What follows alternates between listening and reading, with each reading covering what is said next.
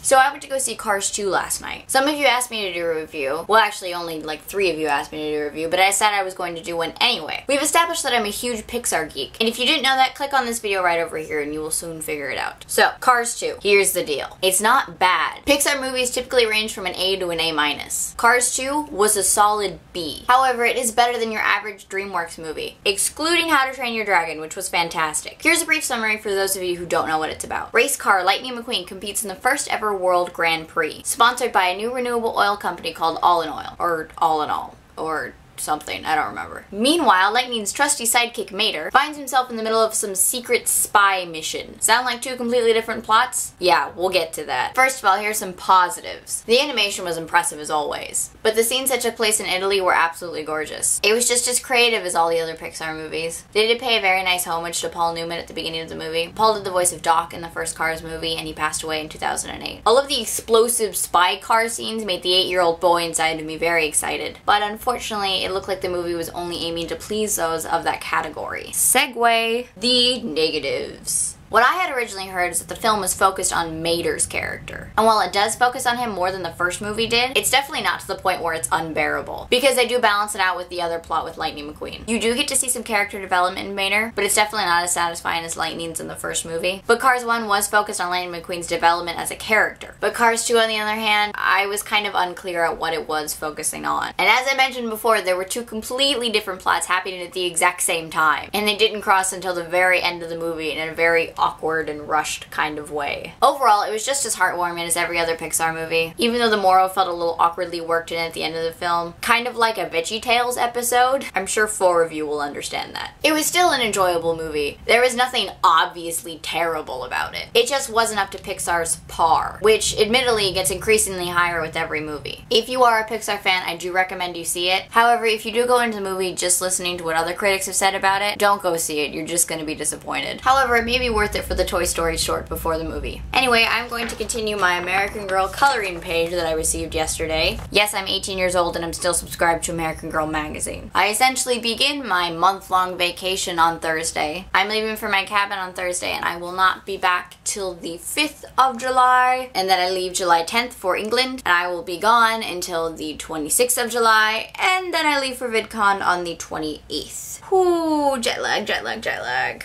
Anyway, as I said before, I do have a travel blog up for this summer. I haven't updated it since my trip to New Orleans, but if you want to follow it, that'd be cool. Yeah. However, I will tweet every time I post something new, so you can follow it that way too. Okay, this video is going nowhere fast, so hopefully I'll see you guys sometime later this week, but if not, I love you. Okay, bye.